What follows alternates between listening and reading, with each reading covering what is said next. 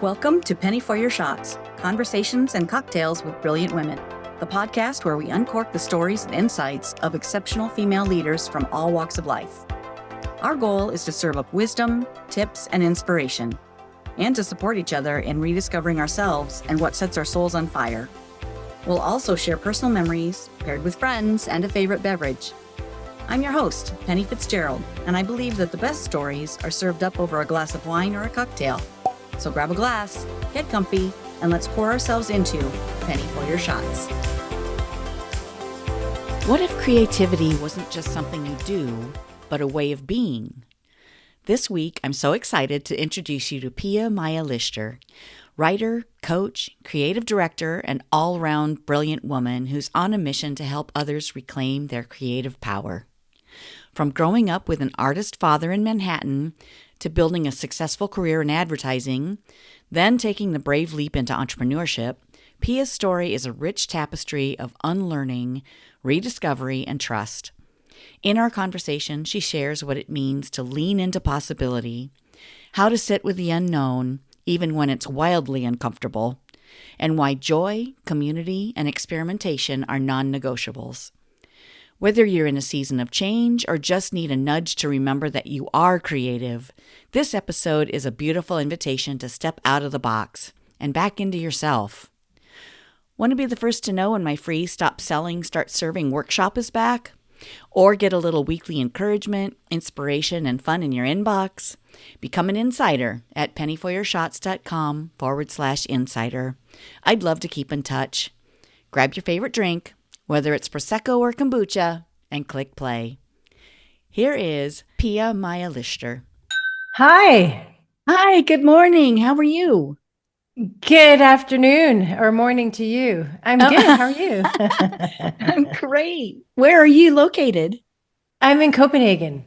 You are. Wonderful. Yeah. And where are you? I'm in Iowa. Oh, wow. Cool. So it is Yeah. morning. Okay. So you're It is morning here. Starting your day. Yes. It's so great to meet you. It's so wonderful to meet you. Pia, I am so grateful that you found me. How did you find me? Actually, I have a VA who's been doing a lot of research trying to help pair me with Right Fit podcasts in terms of energy. And also, I loved your concept, even though actually I don't drink, or I stopped drinking, which we can get into that. Not that there's anything wrong, but anyone can do whatever they want. But that's right. Yeah, and it's just trying to find energetically aligned places to have deeper conversations. And so also it happens with doing the research, but then like the follow-up, how does it feel, and everything that led us here today. So it's been awesome. It's been a pleasure. And I love the authentic conversations that you have with people and what you bring out in the safe spaces that you're able to create, because they're also fun. So it's right. Great to be here. Yeah. That's what it's all about, creating fun. Absolutely. And those real genuine connections and collaborations. I love it. I'm grateful. Exactly. And I love that. Me too. And I love the spirit of, I think that is also like, let's have a drink and let's just talk and let's let down the guard and make it feel comfortable and not necessarily perform, but just show up. Quality. So I'm digging it. It feels, feels good. Awesome. Well, I have only begun reading your book, Pia. So I am really excited to dig in. I'm going on vacation next week and have a lot of time to read. So I'm really excited about Where are you going? We are going to Wyoming for a family reunion. Wonderful. Why? I've never been to Wyoming. I haven't either. Well, you're going to be going soon. I wonder what. Well, I look forward to hearing what that's like. Yeah, we're driving too, so I'll be in the car a lot and have lots of time to dig in. Sounds good. Well, I look forward to hearing what you think. Yes. It's also, I wrote it to also read like chapter by chapter. So with the hope that maybe someone just, goes to a park, does something, and they just open the book and they're able to find whatever they need in whatever chapter they've opened. That was the goal anyway. Love it. Well, you begin to talk about creativity and how we were born creative. I so agree with that. I feel like we get squashed down by life, or we allow it to dictate what happens, one foot in front of the other, just making it day to day and doing what we have to do, our responsibilities, following those. And then we forget how amazing we are and what brought us joy before, you know?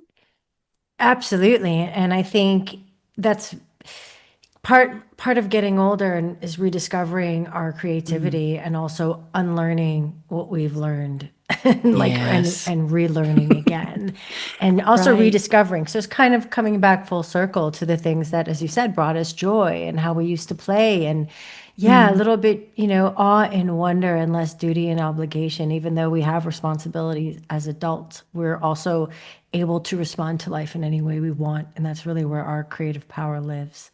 It's easy to forget, though, in the midst of laundry and being at the DMV and all the things. But amidst that, I think we can remember that we're also designing our experience. We get to choose. Right. Right. Well, tell my audience a little bit about your background because, reading your book, it's clear that you've rediscovered joy and rediscovered your creativity. But can you tell my audience, my listeners, a little bit about that journey and how you got started or rediscovering that piece of you? Sure. Well, I grew up with an artist. My father's an artist. He's an abstract painter, and so I always grew up in a world of color and light and Mm. creativity. It was never something that was looked frowned on, down upon, or like get a real job. It was never part of what I was told because that was the real passion that was a part of how what my father did and what he showed me. He also showed me that could be a very tough life living in near Mm. being an artist in New York City, on the Lower East Side, Oh. Manhattan, and I grew up in the 80s and 90s as a little girl, and seeing the ups and downs and the roller coaster of that actually made me. My father's my hero, but he also was a warning sign. So it was like, Mm. oh, this is the price that you pay when you color outside of society's prescriptive lines. Wow. And so I ventured into the world of commercial creativity because I felt like this was a space working in advertising and marketing as a creative director and copywriter and creative strategist. Like, okay, this is what I can do that allows me to be creative and also have security. And so, Mm. and it was good for a while. It was beautiful. It was a place where I felt that's what they do. That I belonged, that's what they do. So you give it everything you have, and it felt like being a part of something bigger, and the Mm. work felt really meaty and important. Until I realized that there was a dream that was itching and poking me at night. Questions about what I might create if I channeled my creative energy into building my own dream instead of someone else's. Mm. And when my mother passed suddenly in 2021, one of her parting gifts was a shot of courage. Like, what am I waiting for? I have this one life. It's Oh, if it's not now, then when, right? And shortly thereafter, I quit my job and I wow. started to build my own business. And then serendipitously, a bunch of different things started to happen as I leaned into trusting life, trusting my own creativity, and rediscovering what creativity really meant to me, which Mm-hmm. included a door opening for the opportunity to write a book. So, Mm. which was a second epiphany, like, oh, creativity isn't only about building commercial ventures or businesses. It's also about just making art to make an impact in the world.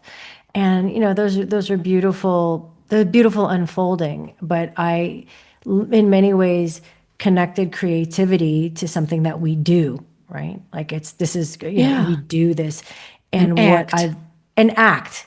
You're right. And what I've discovered is that creativity is really a way of being in the world. It's not just something you do. That's It's beautiful. yeah, it's how you see your life, how you approach your life, how you solve everyday challenges in new, novel, and unexpected ways. It's your ability to create and craft your own experience by being conscious of the stories you tell yourself, just like the story I was telling myself as a kid that, oh, just focusing on creativity as art is dangerous, right? Which, Mm. yeah, as a child, I see I might have got that impression, but as an adult, I can say, yeah, it might feel scary, but it doesn't have to be. It can be Mm. something that I also give myself and allow myself to do and to be. And to me, that's also a very creative act, is making those conscious choices about which scripts that we want to discard and which ones we might want to rewrite and which ones we might want to keep, and how they influence our experience of our reality, really. Yeah. It's so easy to take that on and it becomes our identity. Don't you feel like you could Oh, yeah. totally like squash it and be like, well, I am this person instead of I choose to follow this path. Absolutely. And I think that's one of the hardest things when it comes to our own creative evolution. And I believe if you're a human, you're an artist at play. We Mm-hmm. all go through creative evolutions where something that might have worked before, that we might have been Mm-hmm. very successful at doing, no longer works. Or not that no longer works, it no longer fulfills us in the same way. No longer serves us. No longer serves. It's time for Yeah. something else, but that something else is very scary because we don't know what it is, Right. right?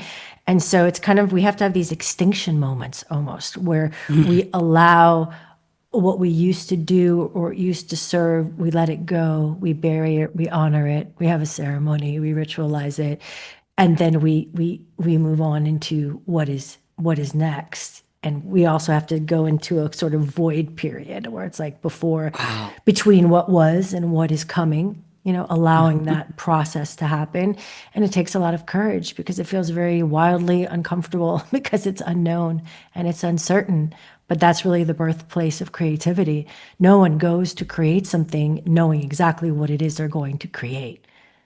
We Right. have to, right, we have to surrender to the creative process, which is like, oh, this is fun. I don't know what it will be. Let's find out. let's Right. let's do this. Let's get curious again, like we used to be when we were kids. We just get curious and we play and we experiment and we explore. And that itself becomes the pleasure, becomes the joy, not just needing to know what the result will be or what it needs to do for us. It will come. That will just be a byproduct of the joy we're having, and the what I call the wobbles. It's a package deal, right? It's not just The good with pure the bad. pleasure. Yeah, the Uh-huh. highs and the lows. Like some Mm-hmm. days it's like, oh, what is it going to be? What's going to happen? What am I doing next? What is it going to look like? And other days it's like, oh, fantastic! I have no idea. It could be anything. But it's the possibilities feel endless. Yeah. And being able to ride that wave and to get support in community as we build and grow and explore and evolve, because Mm-hmm. human beings, not only are we naturally creative, we are fluid, changeable beings. Our bodies constantly change. We are Wow. part of nature. The moon has cycles, nature has Yeah. seasons. We go through our own changes. So releasing into that and understanding that's part of our own creative process, that life itself is a creative process, is what allows us, I believe, to reconnect to our creative power. Get him back That's into the driver's seat, if you know what I mean. yeah, that's so cool. It's beautiful and terrifying. Yeah, exactly. Because because you lived it as a kid, living with your father, the artist. Was it a financial worry that you grew up with? Yeah. Definitely. So how you're going to Yeah. live day to day, how you're going to pay those bills. So as an adult, how do you allow yourself to trust that it's going to be okay? How do you get there? I love that question, Penny. I personally believe it's a practice.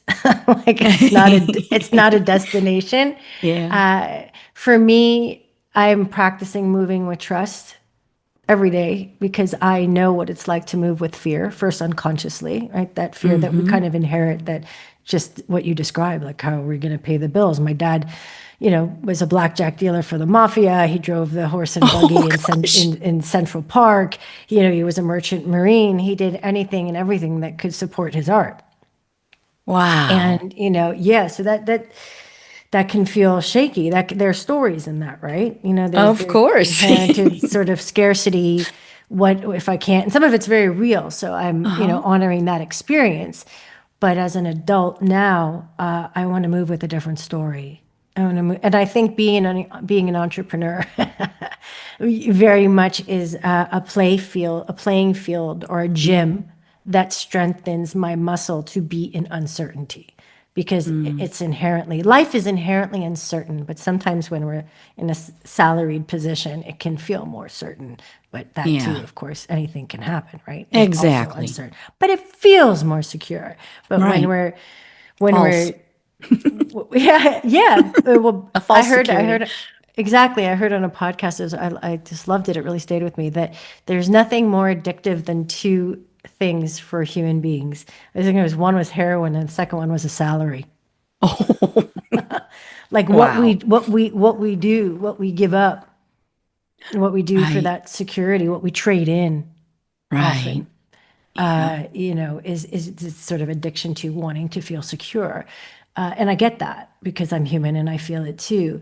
But I find that the more that I surrender into trust, like for the first year, 2 years of building my business, I felt more anxiety about like, Oh, when is it coming? Not all the time, but I remember yeah. feeling like I don't know, like when is this next client coming? What is this going to be? I don't know what my business, because your business keeps developing. I don't know what it's going to look Right. like. Is it this? Is it that?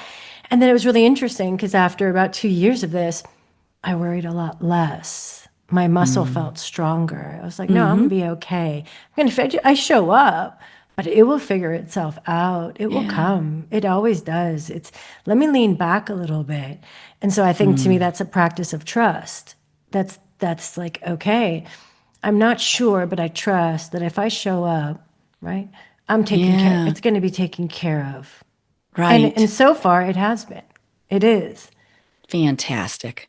Yeah, it's a trust fall, right? You're Totally. learning, the fear, we let our fears keep us small.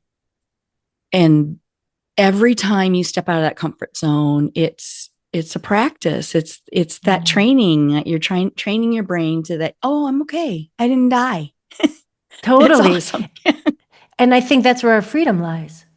Yeah. Because the more that we practice and the more that we create evidence for our Uh, rational mind, then no, of course we didn't die. Yeah, it was a little hard, right? But we're okay. it We're was gonna make it. uncomfortable. Yeah. Yeah, very. But we got it. Yep. This the less it kicks up, the less it creates Yeah. these stories. The fear kind of quiets. It's there, but it quiets and it allows us to go further and to do even bigger things, more expansive Yeah. things. And I think that is, to me, that feels very meaningful. I want to Yeah. live a life of freedom, and that means doing things that scare me a bit. That means doing, Feeling trusting and alive. feeling alive, right? Right. Mm-hmm. And feeling alive is that combination of beauty and terror, right? Right. Like it's both of A those little bit. things. Yeah. Right. I Yeah. mean, I think it's a part of what this human experience is. We don't know where we're going when the curtain falls. That can feel Right. very True. terrifying, but it can also feel exciting and liberating because that means we have one life. What are we going to do with it? Right. Who are we going to serve? Right? What good can we do? Yeah. Totally. It's exciting and terrifying. But yeah, I've heard so many times that being an entrepreneur is a little like building the train while it's running down the track. Mm, It's totally. so true. You're like, oh my gosh, this is scary. And yeah, I don't know where my next meal is coming from. I mean, it's not quite that bad, but and it's not bad. It's not bad. We have to tell a new story. And the more we get out of that comfort zone, the more that we develop that muscle, the story becomes a little bit more fun and more joyful. Totally. Absolutely. And for me, that story is uncertainty is not only the realm of knee knocking angst, it's the realm of endless possibility. Yeah. I mean, anything is possible because everything is possible, you know? Right. And I think that can be real. That's like that's to me, that's the reframe. When we know where the walls are and the ceiling is, I mean, that's known, but it's a small space because we know it. We've Mhm. been here before. We've done this before. And yeah, it feels safe, but at what cost? Mhm. And so, hey, I'd rather be in the realm of limitless possibility, right? Yeah. And then I accept what comes with that. And that doesn't mean I don't have days where I just want to curl up on the couch and eat a Ben and Jerry's ice cream and, Right. binge Netflix. But it's a good reminder. It's a good reminder that, hey, I'm alive and I'm doing this thing. And I don't know what it will be. Ain't that cool? Sometimes Yeah, it's it's like, very cool. Yeah, yeah, I found myself even just talking with you about it that I'm talking myself into how, oh no, no, no, it's okay.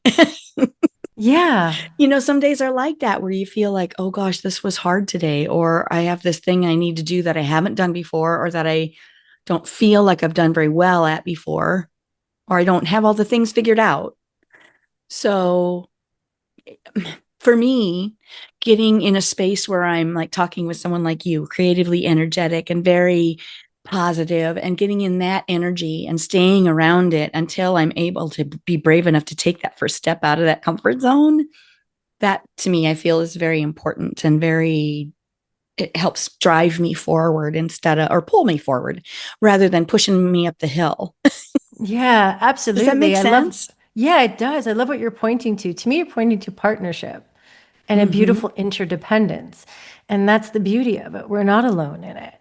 And we get to partner together. There's a lot, to create the kind of lives and businesses we want to create and to go further into the arena, even when it feels scary, because we're not alone in it. Right. And I And it think can that's be so lonely to be an important. entrepreneur. It can be. And that's why I Mm-hmm. think community is so important and partnership is important so that, we surround ourselves with people that remind us like, hey, you know, it's all of it, baby. It's the peaks and the valleys, but we're doing it together. And ain't it one hell of a ride? Yes, it is. Like, that we can Mm-hmm. and that we can, hold each other or hold space for one another when those moments arise of the wobbles or those feelings. It's like, oh, Mm. I don't know. And I think that's what's needed, and that we grow and expand and create together. I mean, creativity is collaboration, full stop. Yeah. Yeah. And the older I get to, the more I realize how important my girlfriends are. Totally. I mean, Absolutely. just sitting together and having, a conversation and lifting each other up and collaborating and also sometimes commiserating Absolutely. about all the things. It's so important. And also getting a chance to enjoy life and have fun and be together and laugh at ourselves, laugh at what's Mm-hmm. happening.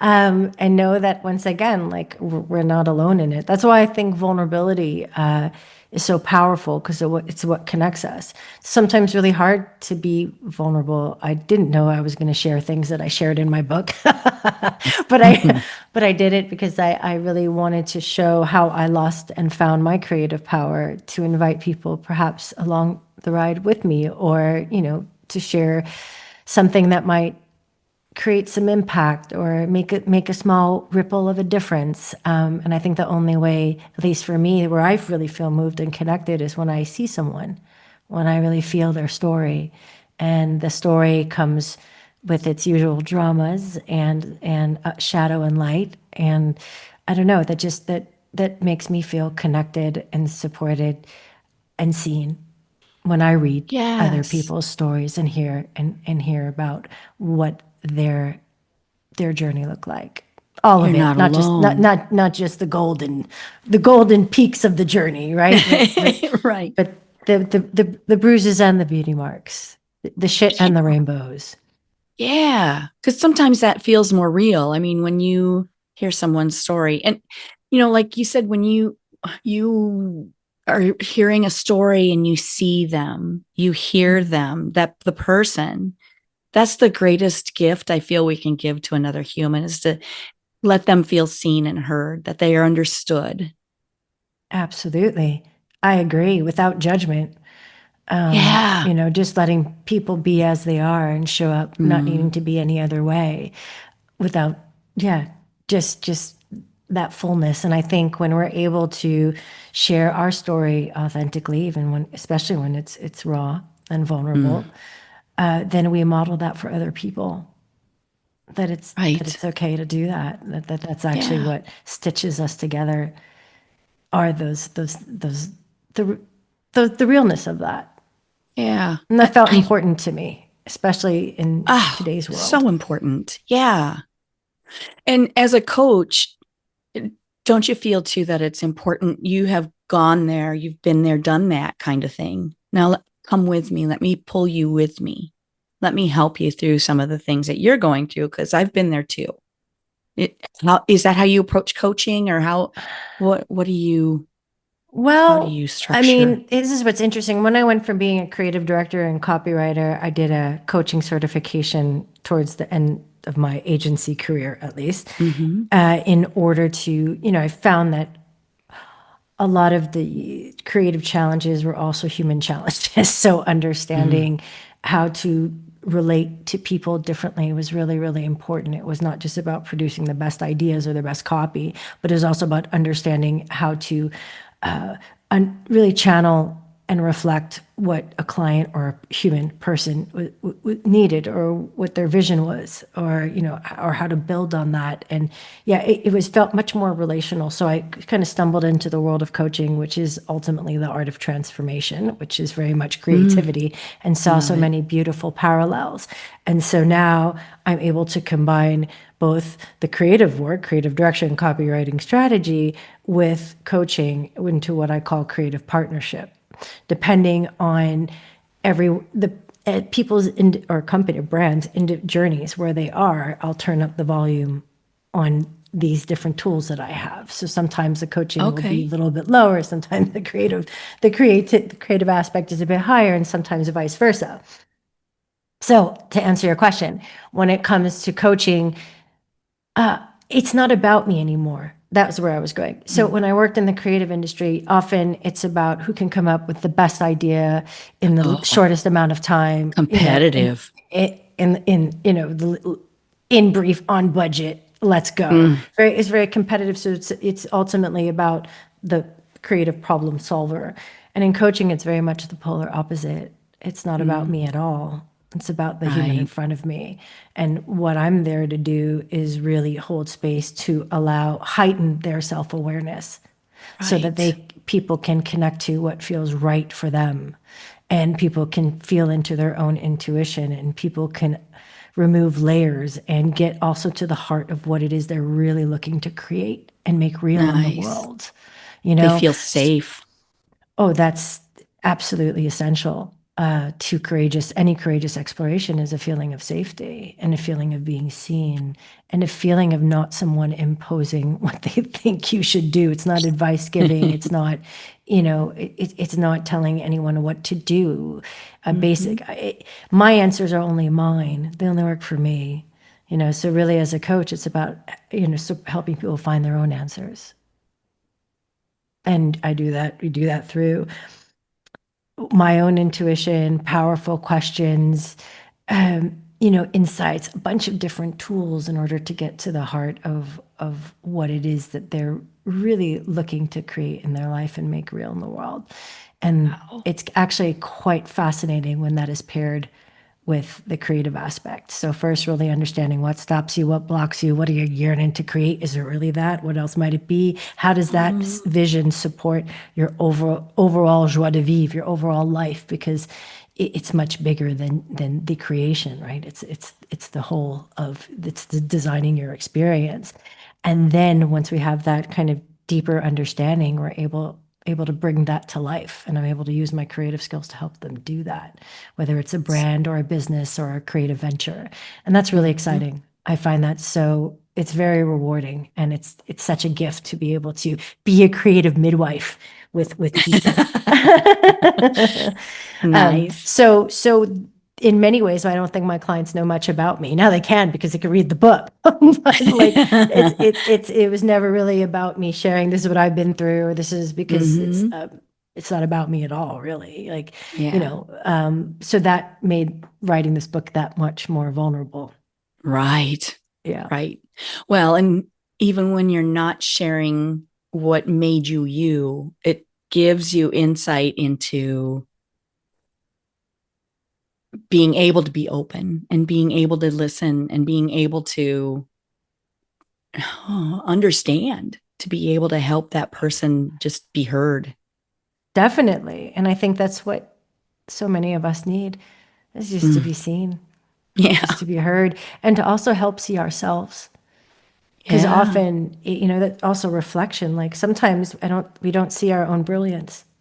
You know what I Oh, mean? yeah. Like sometimes my clients say such wise things. I go, just gonna pause here, and I'm gonna repeat what I heard you say, and what comes up for you when I repeat that back at you. And people, oh, I said that. Yeah, you look how like wise Yeah. you Word for are. word. Yeah, exactly. Look at look at your own wisdom. Like, let's just take a moment and also learn to recognize when the saboteur voices come in, because we all have them. Let's normalize that. Wherever we all have an inner judge, right? Number one. Mm. And they usually have sidekicks that they hang out with, whether it's the controller or whatnot. And so understanding, like, oh, that cadence, that voice sounded a bit different. Who just stepped into the room? What is that? Mm. Oh, and it sounds very different from a more intuitive, wise, knowing voice. And just being able to see ourselves, again, that self-awareness, it it enables us to step into the creative director's chair of our lives Mm-hmm. when we have that self-awareness. Oh, yeah, okay, that's what's driving that decision. Do I want it to? Is there Right. something else? No, I'm looking to create that experience, not just that project, right? But I want to create this feeling, the feeling it will give me. Well, what's the feeling you're after? Oh, it's freedom. Okay. Well, what does that feel like in your body right now? And then you're Mm. able to see that if it's the feeling you're after, you can create it in this moment, not only attached to the thing that you're looking to get or achieve. So Right. it's fascinating. And of course I do that with myself as well. Oh, yeah, we have to. Right. Yeah. I, And I'm always, sorry to interrupt you, I'm always curious mm, about pleasure, right? For myself, like mm, what feels pleasurable to me? mm. What feels good? Because I don't find often, especially as women, what brings us pleasure, what brings us joy, what feels good. Yeah. And as I said, we grow and we change. So it's not a one and done, asking these questions again and then experimenting with it and going, oh, I think it's that. Okay, let's see how that feels. I'm going to dance in the kitchen. Oh, that feels really pleasurable. you know, and giving Yeah. it to ourselves. So getting curious and then actually allowing that experience is something I play with anyway. Yeah. I believe the action brings clarity, and you really don't Mhm. know unless you give something a try. 100%. Yeah. Like, 100%. well, that didn't feel quite as like I thought it would. So let's try something else. Let's do this instead. Absolutely. Yeah. Absolutely. And especially in business, I feel like, when you're wondering, okay, how all these ideas that I want to bring out into the world, these are the things that I want to do to serve people. Well, do they want that? Do they Mhm. need that? How will you know unless you get out there and ask some people or give it a try and see how it lands? Do people Totally. really find a transformation in what you're offering? Is it helpful? Are you serving other people, or is it just something that you wanted to do? Not that there's Mhm. anything wrong with that. Absolutely. I mean, I think that to me, that's why I love the word experimentation, because when we Yes. experiment, we kind of separate, we kind of drop failure, drops out of the equation, because Yes. it's not about failure, it's experimentation. We're experimenting, right? And Right. that means we're going to get different data points. Some data points will be positive and some will be negative in the sense of, okay, It didn't interesting. work. That didn't work. And then you're running an experiment, so you need all of that information. That's the nature of an experiment. It's getting all the data points and then making Exactly. a decision based once you have them and looking at it going, okay, I think I'm going to keep experimenting, but I'm going to, double down on Steer that. it. Yeah, double down Yeah. on that particular thing. And then make it continuous because everything changes. And so Right. riding that wave instead of, which is difficult, I think, instead of holding on to one version of it, back to the Yeah. creative evolution and extinction moments. Because once Yes. something works, it becomes really easy to grip, Comfortable. comfortable. Success can get very comfortable, right? Right. And then it becomes more difficult to experiment. But our Exactly. fulfillment is also on the other side of that. When we're feeling that pull and that tug anyway, if we're not feeling it, then great, keep doing what you're doing. But Yeah. oftentimes when we feel that tug of, oh, something more is calling me, I don't know what it is, but I'm really comfortable. I think it's at those points becoming conscious of that and saying, okay, I think that tug is trying to take me somewhere really interesting. I don't know where it will Yeah, go, but I'm going to trust and see what comes out on the other side. that's great. Well, I feel too, like for me, I was in a job that I loved, love, love, loved. I was doing in-home wine tastings. Oh, wonderful. It I was love so fun. that. Yeah. Yeah. Yeah. And I had a large team. And leading them was such a great joy. Just being in the moment with them as they achieved what they were shooting for, to get Mm. an incentive trip or buying a boat for their household. I mean, it was just all the fun things that they had on their goal poster and then helping them get it. And there were signs that the company wasn't really doing. I mean, it was starting to kind of decline after, COVID kind of had a big piece of Mm. that. But you could see maybe I should be looking for something else or I should be doing something else. I didn't see the signs. I didn't want to see the signs. I loved that job. I was going to make it work no matter what. And it didn't.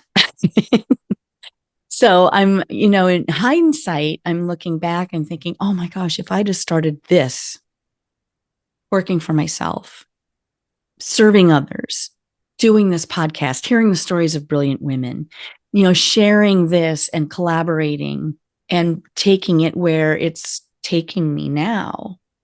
If I just started this earlier, gosh, I think of all the things that could have happened, but you can't dwell in, well, two lessons from that. You can't dwell in what didn't happen.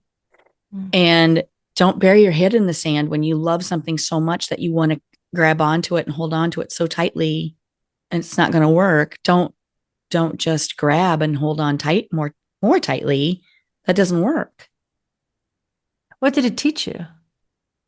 Um, I think it taught me to be more open to change, Mm. to be more open to it's not a death. What if it's a possibility? Mm.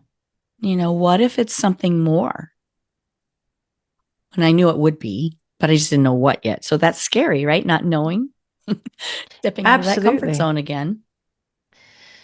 It sounds like it was part of what led you here, Absolutely. you know? It all builds on, we're never starting over, no matter what, if we're starting True. a new career or starting a new path, it's not necessarily completely new. We're always building on our past experiences.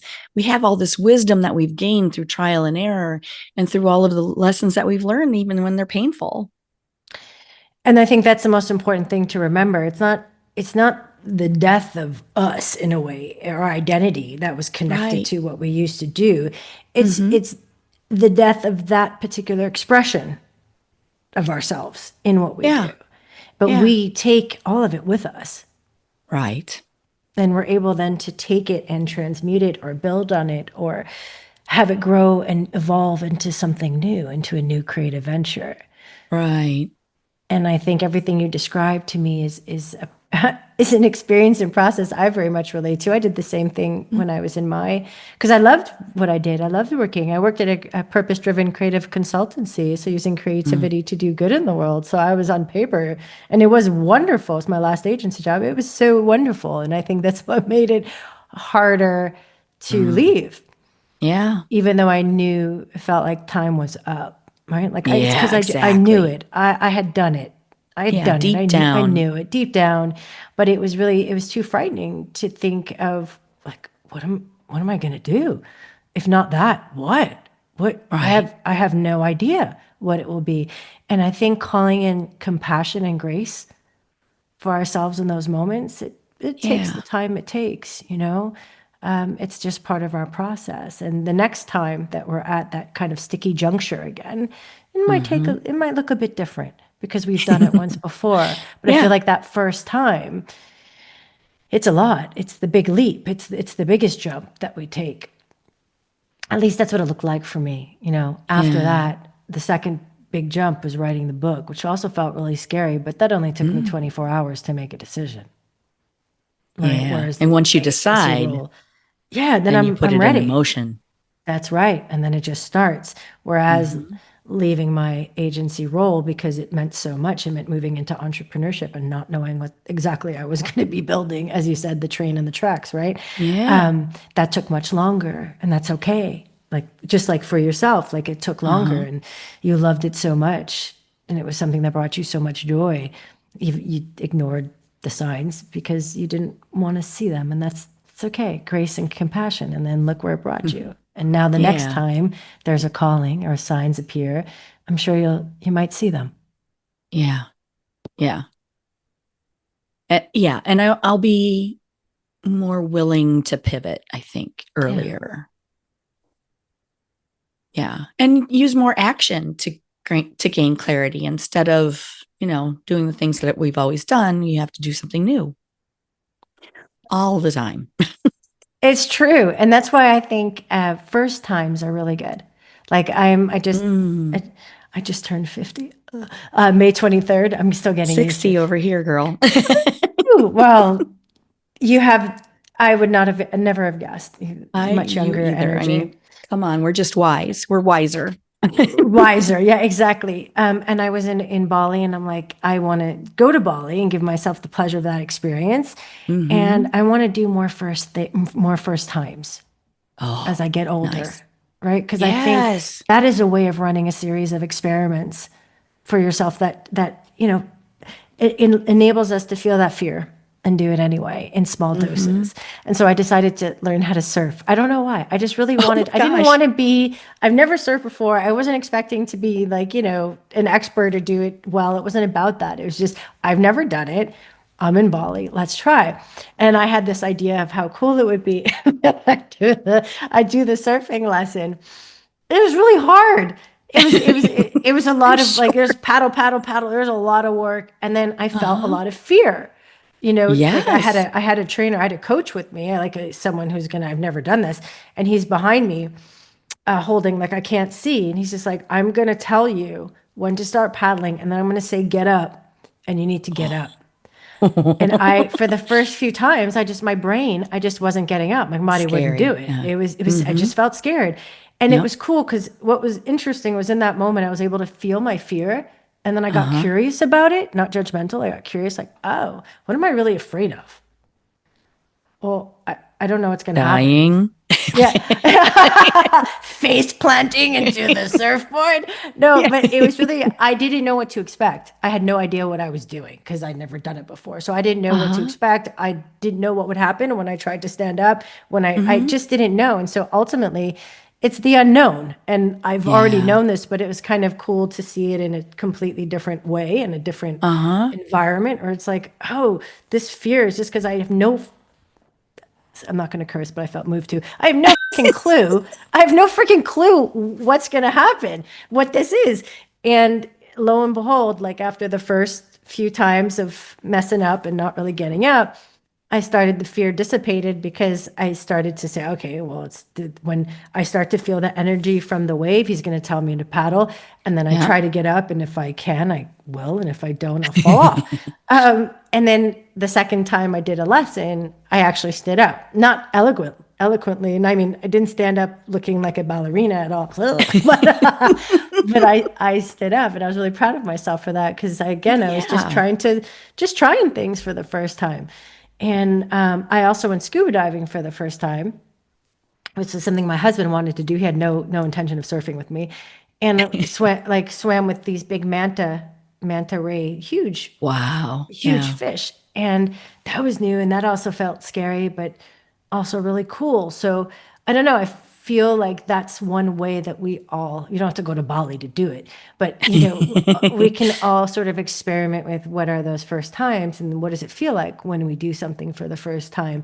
Ultimately, there will be, I imagine, I don't know, let maybe someone in the audience go, I don't feel any fear, and I'll say, hoorah. But for me, Yeah.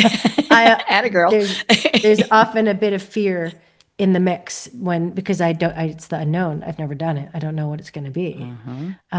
And so I think that's another way of strengthening our muscle to be in uncertainty and to feel more Absolutely. of the possibility and that aliveness that we spoke about, right? Back to that. Yes. Doing things for the first time feels a little terrifying, and it feels really beautiful and exciting and thrilling all at Yep. once. And I feel very Yeah. alive. And then after you do it, you feel so accomplished because you gave it a try, even if you're not, the ballerina on, if you're not up there like graceful, but that beginner mindset, just trying something Totally. new, totally keeps our brains active too. I feel like it's just good for us all the Absolutely. way around. Absolutely. And that doing something new, I think correlates, or being in new environments, doing something Yes. new, does correlate. Neuroscience research does show that Mm-hmm. creativity is enhanced when we travel, often because we're in new environments, new Mm. sights, new sounds, new tastes, new situations we find ourselves in that we need to sort of Mm-hmm. respond to, connect ideas. It challenges us. It can build new neural pathways, and it's quite exciting. And we don't always need to travel super far, but we can find ways. We need to be in new environments. So that can look Yeah. like travel, but I would argue that we can also create that in our lives without needing, again, to jump on a plane for 20 hours like I did. Like we can do it It'd be differently. fun Yeah, it is for also most of fun. Do us. that too. Do that Yeah. too. But so I just felt like throwing that in there because it's just interesting to see how these things intersect. That's great. Can you Mm. tell us a little bit more about that neuroscience behind it? Because I think that's fascinating. I mean, we know in our gut that, wow, that felt good, or that really made me feel brave. But Mm. it does create new pathways, right? That help stimulate and create more ability for ourselves. Definitely. And I think it's like so our known behaviors, our routines kind of deepen a groove, a neural pathway, like a groove. So Mm. if you imagine like a ski slope and going down, it's easier because there's already a path we've done it again and again and again. So then you're able to just slide down the path. And when we choose to create a new neural pathway, it's fresh snow, right? So when you have to Mm. make a new trail in fresh snow, it takes some sweat. It's new. You're Unknown. creating. It's unknown, but it's also really powerful because then we create new ways of seeing and new ways of being and new behaviors. According to neuroscience, and I need to double check this fact, but did research for the book because I'm not a neuroscientist, but I think it takes, is it 300 times or at least 3 months of repeating a new behavior or to Really? create a new habit for it, Mm. which Wow. I thought was just really fascinating to see how the plasticity of the brain, right? Yeah. So We give up too soon. we are very much able to create new behaviors and new ways of seeing and being and new routines and new rituals for ourselves through that is totally based on research that is of course absolutely possible. It doesn't mean it's easy, but Right. it's we are able to do that. And I Wow. think uh, it's to me it's just fascinating to also look at the science behind creativity as well to show and prove that if people say, well, I'm not creative, I think that belief is what stops us from really Mm-hmm. embracing and activating our innate creativity because our brains show us that this is a part of the human makeup. We're wired to be creative. We have the control mold network in the brain, which is sort of like the analytical reasoning, right? When we make decisions, Mm-hmm. and we have the default. I'm oversimplifying this, but hey, that's okay. As I said, That's I'm not a good. neuroscientist. And then the default mode, otherwise known as the imagination network, which is the processes that happen when we're not thinking about something in specific particular. So it's kind of what we're thinking about when we're not thinking, if that makes sense. So it's Mm-hmm. usually activated when we're daydreaming, when our mind is wandering, and it's been Mm-hmm. shown to be connected very much to creativity.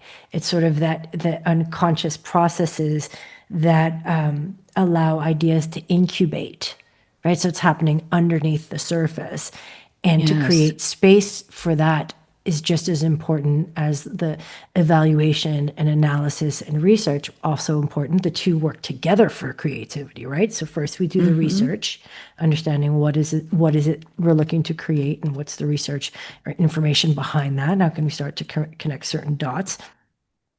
And then we allow a period, then we let it go and allow a period of incubation, which is why when we take a shower or we're in, That's when the thoughts come. Yeah. right, or we're driving, that's when the ideas come up. It's because we're not actively in pursuit of a solution. We let it go. And that's when the default mode network comes online and starts to do the work for us. But we need to create space for it. We need to let it go. And then there's it's right, there's an illumination moment as well, where it's like a eureka moment after incubation, elimination. And then after that, there's evaluation. Then control mode comes back in. We evaluate the ideas and saying, okay, well, what's feasible, what feels right, what's connected, and both of these processes work in tandem. And I think in our world, and by the way, that creative process or thinking that I just described was created by Wallace. He devised like these are the 4 steps in creative thinking. He's a psychologist. So in our modern world, we often prioritize the research and the evaluation over incubation and illumination. We don't give space or time or allowance for that. So I very much advocate for both, like understanding that it's rest and relaxation are part of our creative process. Meditation, all of space. Exactly. Movement, all of it. Yes. Just as important. Well, yeah, and evaluation, it can be so easy to fall back into our old patterns and poo-poo that creativity that comes to us in those quiet moments and say, oh no, that would never work. Yes. Because that would keep us safe. We don't have to try something new then. Boom, 100%. And that's why it's very important to disconnect, like at least when we're creating anything, when we're in that sort of first iterative creative flow, we're in draft mode, or just like anything goes ideas mode. When that poo-pooing comes up, when that internal critic starts to go, you say, oh, no. I say, not now. You can come back. Yeah, exactly. You can come back, but it's not now. This is a space where there's no editing, there's no evaluating, there's just pure possibility. We're throwing pasta on walls and seeing what sticks, and we're having fun with it. It doesn't have to be plausible, doesn't have to be realistic, it doesn't have to be feasible, not in this space. When we leave this space, you are most welcome to come to the table. Then we need you. Then you can help us go, okay, these are the pieces we're picking. This is what makes sense, but not before. And that's helped me a lot, because it's not saying no. It's saying not now. It's saying not yet. Yeah. Right. And then that part of you, or that part of your mind, might feel like, okay. I take that. Yeah. We welcome you, we honor you, but it's not here. It's not now. And that always helps me, at least also when I'm in the creative process. Because if the two start to get mixed up, that's how we get stuck. Stuck. It's so easy to allow ourselves to just be safe and small. Yeah, absolutely. And that's ultimately what that voice, if you want to call it that, is trying to do. Keep us safe. For sure. Yeah. You know? Yeah. Yeah. What have I not asked you that you would love to share? Oh, well, I don't know if it's just what I'd love to share, but I loved your question about wine. And so I thought I can. Oh, yeah. But, what's okay? So tell me. I always ask my guests near the end of our conversation, what's your favorite kind of wine, and what's a great memory that you've had with girlfriends sharing a glass and that kind of thing. But you had a great response. Yeah, so it was really interesting because I actually stopped drinking 5 years ago. I think everyone should do whatever they want to do, right? But for me personally, as long as they're safe and not hurting anybody else.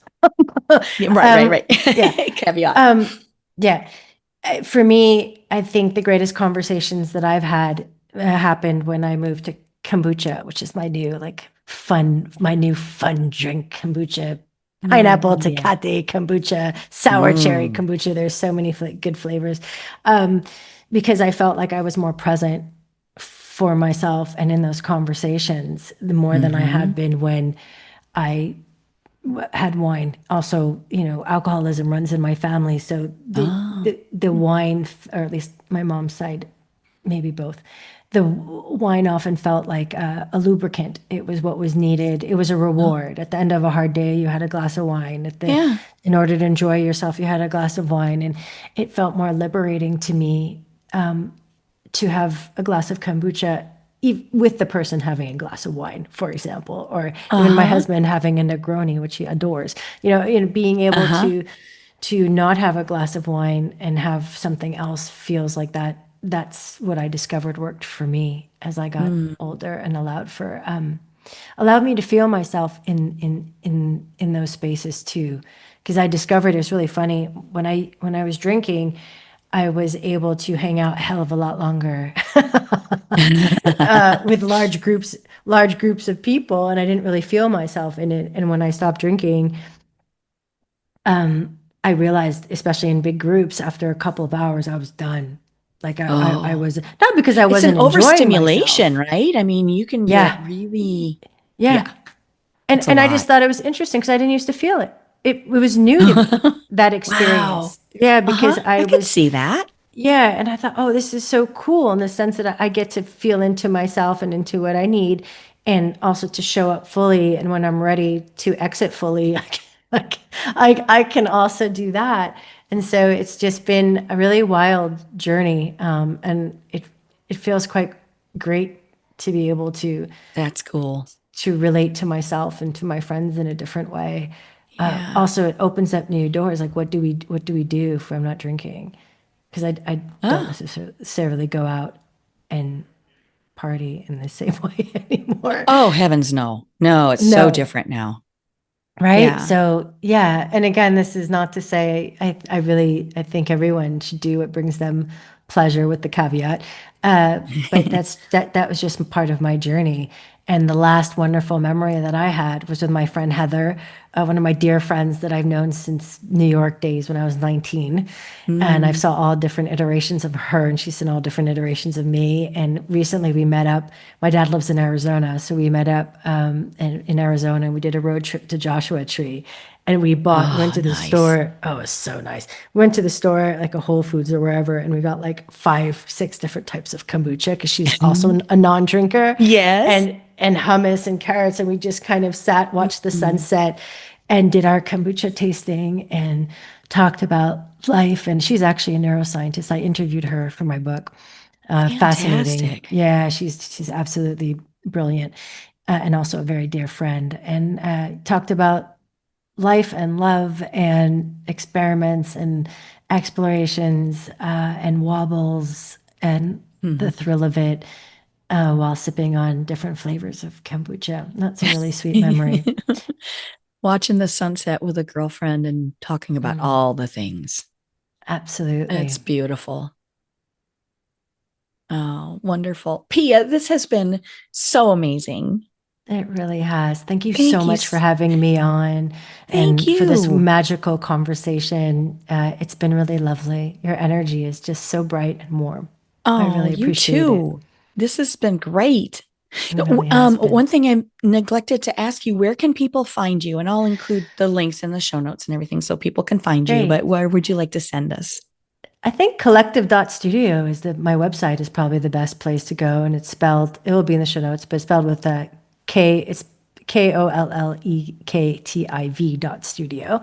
So a little twist of a spelling there for collective. And there's more about my work and my book and different ways of working with me that are on the site. Wonderful. Thank you so much. Thank you so much, Penny. It's been such a pleasure. Bye. Bye. That's a wrap on this episode of Penny for Your Shots. If you loved today's conversation, don't let the inspiration stop here. Get my weekly insider updates straight to your inbox. It's where I spill behind-the-scenes goodies, exclusive tips, and all the fun stuff I don't always share on the podcast. Sign up now at pennyforyourshots.com/insider. I'll see you in your inbox next Thirsty Thursday. Cheers!